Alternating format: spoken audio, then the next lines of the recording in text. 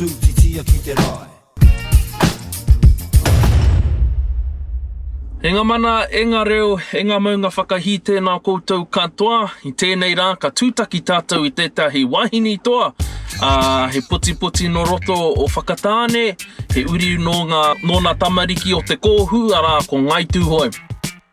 Ko wai tēnei tangata, tēnei kai whakaari, ko Kim Garrett. And I'm expecting her to arrive pretty soon, ka rea roa, anō rera kiau tonu mai hoa mā. Ka rea roa, ka tatari tātou e konei.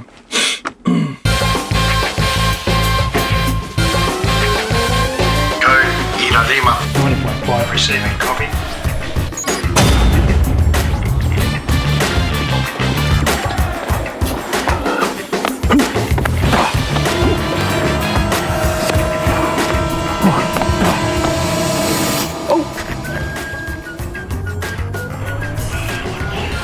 Aroha mai korua.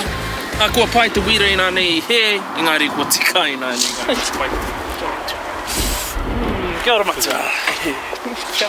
Kia ora kei te pē a koe. Whai ana. Pai ki te a koe. Oh, hara mai, nau mai hara mai.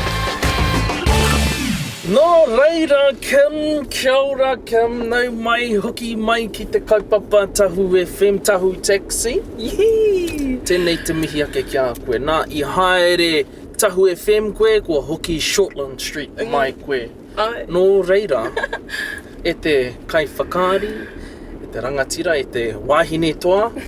Rongo pai Kim, tēnā rawa atu koe. Thanks for having me, man. Ki te Thanks pai. for having me. Hei timatanga ake, tēnā kōrero mai, te timatanga. Kōrero mai te timatanga, nōhia mai koe. Where you from? No whakatāne ahau. No Whakatāne. Ai. Love the Eastern Bay of Plenty. I love Ohope. Oh West my gosh. End. Best Are you a surf. surfer? I say I am, but I only boogie board. Whakatāne, I find, breeds creatives. My brother and I used to grow up watching them every lunchtime or every break time. They'd be jamming, trying out songs or just playing music or whatnot, and that's where I try to spend a lot of my time, just walking past them and listening into all of their main songs. Yeah, some pretty cool creatives that come out of Whakatāne. I pēhea tō tipuranga, I pēhea ia koe e tipu hāria nei roto I tēnei au. I pēhea tērā, so tell us, how was your growing up? I was told often by other people that my life was similar to Once Were Warriors, but I blocked heaps of it out, and I used creativity and performance and art to escape a lot of that. Oh, lovely. So I spent a lot of my times in the bush, in amongst nature, doing heaps of walks and creating. It's a salsa paradise. Yes. Whakatāne. Oh man, I can't wait to go back to visit my marae again.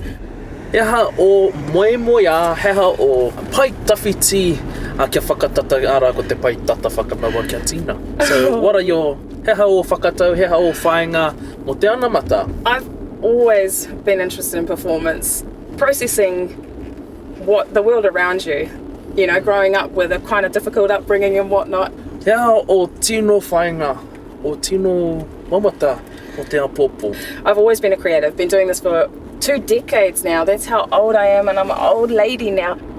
My mum would say all my life. And using it to help process emotions and process the world around you and whatnot, and it's helped me so much. And I'm finding now, thanks to having the luxury of being on Shortland Street, it was so lucky for me because I've got a massive fan base who really let me know, communicate to me what they need and what they want. And I've realised that my calling now is to produce a platform and a community where I can connect, communicate and create with other people wanting to do what we do. So create their own theatre or create their own gigs or music or films or I don't know, even if they want to start a YouTube channel or something, anything that they want, we've got the goods to help them. Where do you draw your inspiration from? I mean, you've played all these certain characters, they're very different characters. Rongopai katahi anō ka mutua Rongopai, Shortland Street, tēnā kōrero mai, I pēhea koe e urua ki roto I tēnā whakaari ki tēnā, whakaari me te aha. Kua tino pua wai koe roto I tēnei au whakaari. Korera korera mai I pēhea tērā mahi.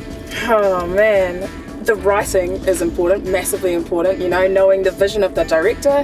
Whenever you get to talk with the people that you're trying to create this story about, that's always so, it's gold to me.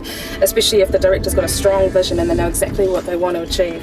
I find you learn more if you shut your mouth, you open your eyes and your ears, and you watch those people who are better than you, because that fast tracks you more than anything. Your growth, your development just happens by proxy, just by being surrounded by greats. You know, if you're in a room of giants, you get bigger, you know, and then you find your place among the mountains and stuff. And that's where I want to be. I want to be on the top of the mountains. You know, I want to... When you played Rongopai, you were, you know, advocate of te reo Māori no reira korera mai. Ngā āhuatanga o Rongopai e whakatairanga I te reo Māori I runga ake I te whakaari rongonui o Aotearoa. No reira ko koe tērā, ka tino aki kia tautoko I te kaupapa o te reo Māori roto I tēnā hōtaka o Shortland Street. No reira I pēhea te whakamahi I ngā kupu reo Māori ki roto I tēnā hōtaka. Kōrero mai. Well, my reo journey actually started just before coming to Tahu. And I was offered a role in a play which was full te reo Māori. I didn't speak the language, I didn't know anything about it, and I had 2 weeks to learn it, and I love a challenge. So I said yes. Smashed it out of the park. That was one of the most stressful but most rewarding times of my life, and that began my te reo Māori journey, which pushed me forward to wanting to learn it on my own, which then pushed me forward to applying for the breakfast DJ role at Tahu FM. It's like every day, 5 days a week, I would do Hikoi o te reo. Hikoi o te reo. Hikoi o te reo, which we started on our show for me, but using me to help others who were learning as well. And then I came off of working on the breakfast show doing Hikoi o te reo all the time and coming into this extraordinary character who is fiercely Māori and proud. I found that a lot of the writing kind of forgot to add the reo in, and I was like, this woman is fiercely Māori and she's not speaking it, and she's fluent. So I often went down to the writers and I was like, oh guys, I got an idea. This writing here, can we translate it to this, that and the other thing? They had a reo advisor on Shortland Street, so they would take my ideas to the reo advisor. He'd come back with either some tweaks if I needed anything like that done, or he'd come back with the okay, and I would have my words, my words put onto screen. And then the directors started getting used to me translating, and they'd have to stop me. Wait, this isn't in the script. Wait, what's going on? And I was like, oh, it's just the same words, but in te reo Māori, because of the character she was speaking to, they would probably speak reo to each other, you know, the reo Māori to each other.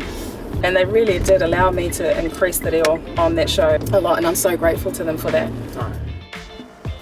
Nō reira, ko te kēmu, ko kuputaka.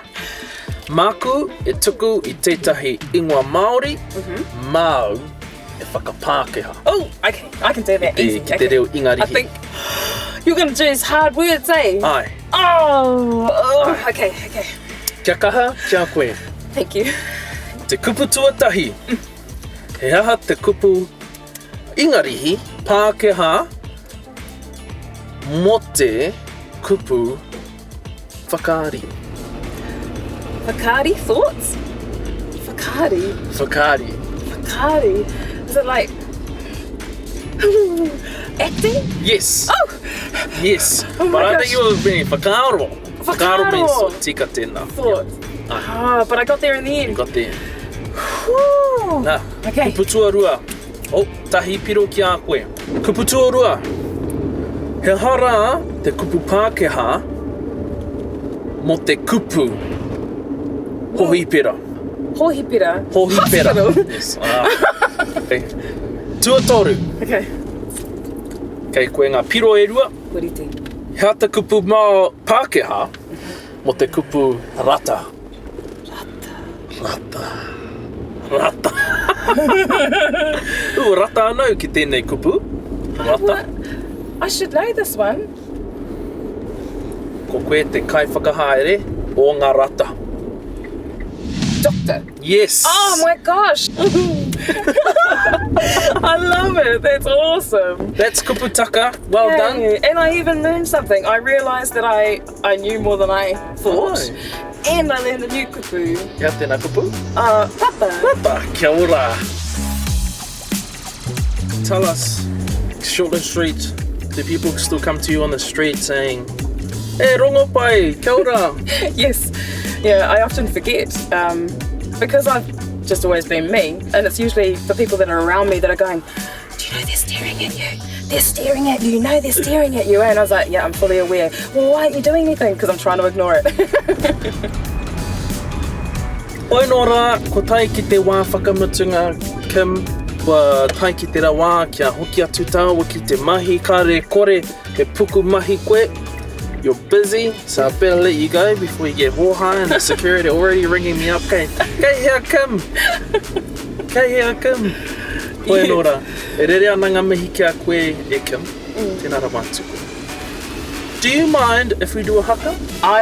It would be my greatest pleasure. Really? Yes. Ka pai. Let's do it. You're going to teach me though, eh? Yeah. I'm familiar with it, but I think that through your guidance and your leadership and my faking it till you make it, just be confident, eh?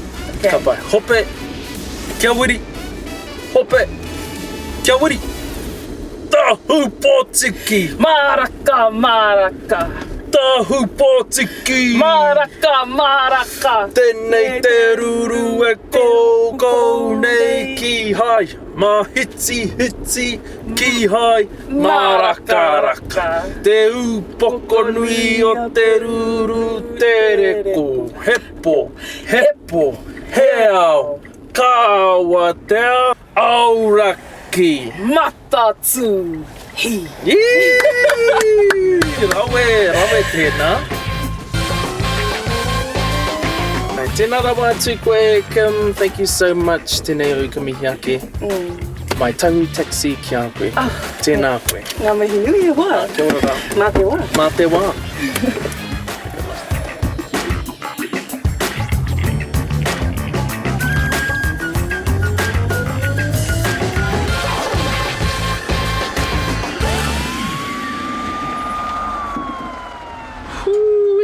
What a day, what a tauhi taxi that was. E te iwi ko Kim Garrett tēnā, kai whakaari wahine toa no whakatāne.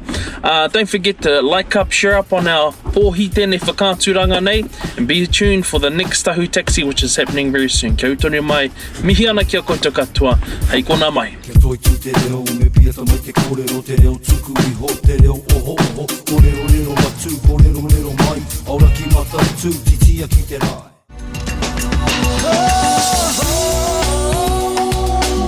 He mea tautoko Kona te manga. Kai pāho.